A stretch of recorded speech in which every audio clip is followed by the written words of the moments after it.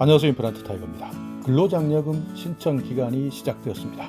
오늘은 어떤 분은 최대 지급액 300만원을 받을 수 있고 또 어떤 분은 150만원을 받는지, 그리고 자녀장려금도 옷벌이 가구, 맞벌이 가구에 따라서 어떻게 차등 지급하는지 바로 확인할 수 있는 방법을 알아보려고 하는데요. 오늘의 영상 궁금하시면 계속 봐주세요.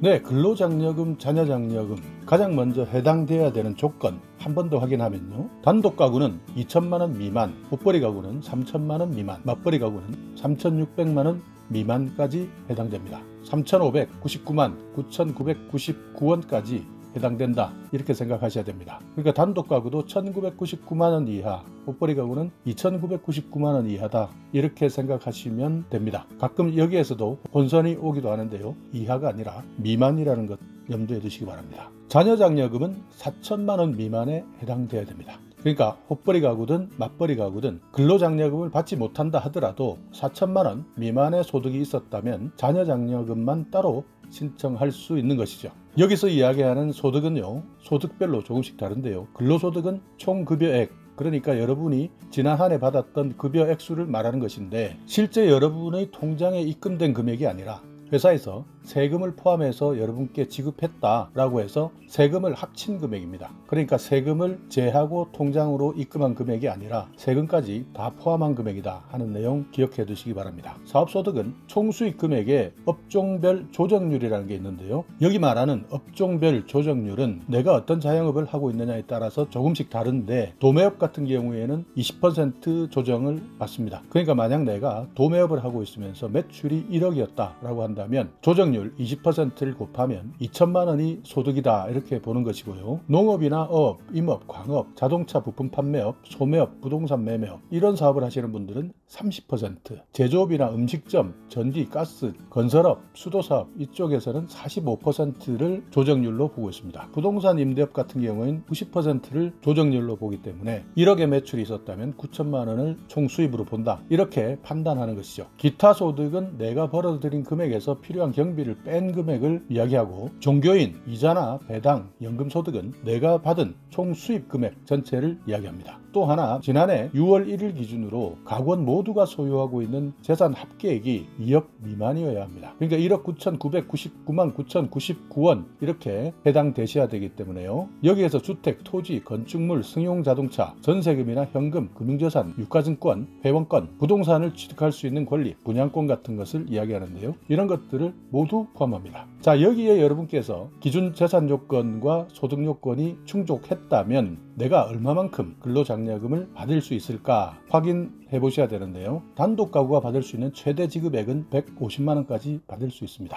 옷벌이 같은 경우에는 260만원까지 받을 수 있고요, 맞벌이 같은 경우에는 300만원까지 받을 수 있습니다. 자녀장려금 같은 경우에는 자녀 한 사람당 70만원을 받을 수 있는데, 아무리 못 받아도 최소 50만원 이상은 받는다, 이렇게 생각하셔야 합니다. 여기 장려금 산정 모형이라는 것이 있는데요, 세로축의 경우가 얼마만큼 지급받느냐 하는 지급액을 나타내는 것이고, 가로축에 있는 것은 내가 벌어들인 총 급여액을 이야기합니다. 자, 먼저 맞벌이 같은 경우를 보겠습니다. 연간 총소득이 800만원부터는 최대 금액 300만원을 지급받을 수 있습니다. 자, 그렇다면 800만원부터 어느 구간까지가 최대 300만원이냐 쭉 옆으로 가보시면요, 1700만원 미만까지 최대 금액 300만원을 받는 것이고요, 여기 1700만원을 조금이라도 넘었다, 그때부터 계속 감소하는 것이죠. 그렇게 해서 3,600만원 최대치를 꽉 채웠다라고 한다면 몇만원 밖에 받을 수 없는 상태가 된다는 내용입니다. 자, 옷벌이 가구도 한번 볼까요? 옷벌이 가구도 400만원을 기준으로 했을 때 150만원의 근로장려금을 받을 수 있고요, 700만원 미만이었다라고 한다면 260만원 최대치 금액을 받을 수 있습니다. 여기에서 가로로 쭉 따라가 보시면 1,400만원 미만까지 최대 260만원의 근로장려금을 받는 것이죠. 총 소득이 1,400만원을 넘으면 오른쪽으로 계속 하향 하향 곡선을 그려 나간다. 그러니까 내가 어느 구간에 있는지 확인해 보시면 대충 어느 정도의 금액을 받을 수 있는지 확인되실 겁니다. 자, 단독 가구도 살펴보실까요? 단독 가구는 400만원부터 최대 금액 150만원을 받는데요. 900만원 미만까지입니다. 그러니까 900만원 이상의 총소득이 있었다면 계속 금액은 줄어들 수밖에 없는 것이죠. 그래서 2천만원에 가까이 가시면 결국 몇만원 밖에 안 되는 근로장려금을 수령할 수밖에 없다 하는 내용입니다. 그러니까 이 그래프를 보시고 내가 어느 구간에 해당된다라고 판단해 보시면 대충 내가 받을 수 있는 금액을 산정해 볼 수 있는 것이죠.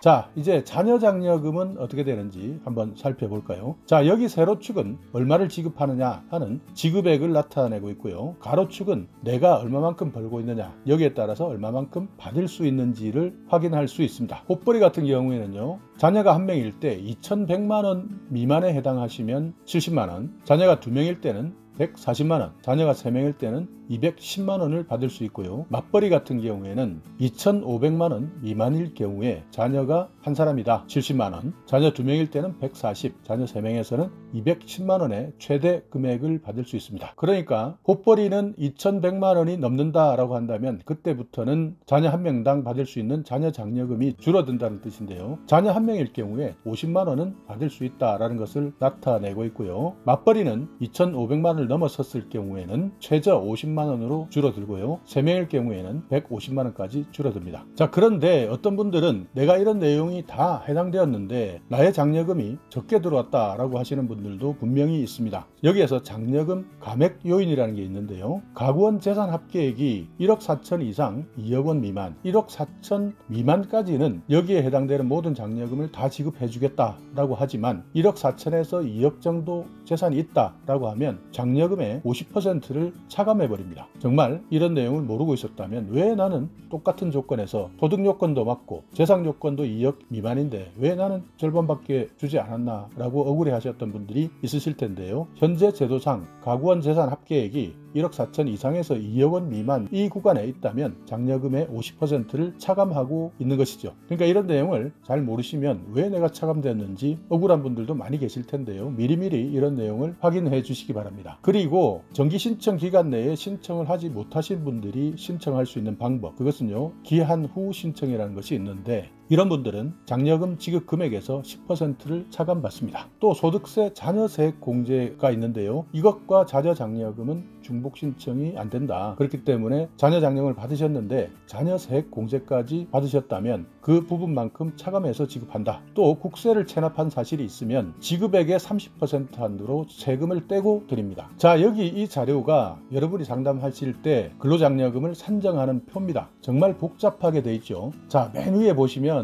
내 소득이 4만원 이상이고 7만원 미만이다 라고 한다면 단독 가구는 27,000원의 근로장려금을 받습니다. 꽃벌이 가구도 27,000원을 받고요. 맞벌이 같은 경우에는 이 구간의 소득일 경우에는 해당 사항이 없습니다. 이렇게 시작해서 넘어가는데 맨 밑에 보시면 260만원 이상 270만원 미만이다 라고 한다면 단독 가구는 101만 3천원, 꽃벌이 가구도 101만 3천원을 받는다 하는 내용이죠. 자, 여기에서 390만원 이상 400만원 미만일 경우에 단독 가구는 최대 금액 150만원을 받고요. 꽃벌이 가구도 150만원의 근로장려금을 받을 수 있습니다. 하지만 맞벌이 가구는 아직 이 구간까지는 해당 사항이 없는 것이죠. 자, 여기 나의 총 급여액이 600만원 이상 610만원 이하다라고 할 때는 단독 가구는 150만원, 꽃벌이 가구는 226만 6천원까지 받고요. 여기부터 맞벌이 가구가 해당되는 것입니다. 맞벌이 가구 228만 8천원 이렇게 해당되신다라고 계산하시면 되고요. 자, 여기 690만원에서 700만원 미만이다 라고 한다면 꽃벌이 가구는 최대 금액 260만원을 이 구간에서 지급받는 것이죠. 790만원 이상 800만원 미만에 해당되시는 분들, 이분들은 단독 가구는 150만원 최대 금액 다 받습니다. 꽃벌이 가구 260만원 최대 금액 다 받고요. 여기서부터 맞벌이 가구가 300만원의 최대 금액을 받는 것이죠. 이렇게 진행되어 오다가 자, 여기에서 꽃벌이 가구는 1410만원에서 1420만원 사이 이 부분에서부터 하향 곡선을 그립니다. 그러니까 근로장려금이 줄어든다는 것이고요. 맞벌이 같은 경우에는 1710만원에서 1720만원 이 구간부터 근로장려금 금액이 줄어드는 것이고요. 이렇게 근로장려금 금액이 계속 줄어들다가 단독가구는 1980만원에서 1989만원의 소득이 있었다면 28,000원의 근로장려금을 받을 수 있는 것이죠. 헛벌이 같은 경우에는요 2,990만 7,800원에서 3,000만원 구간에서부터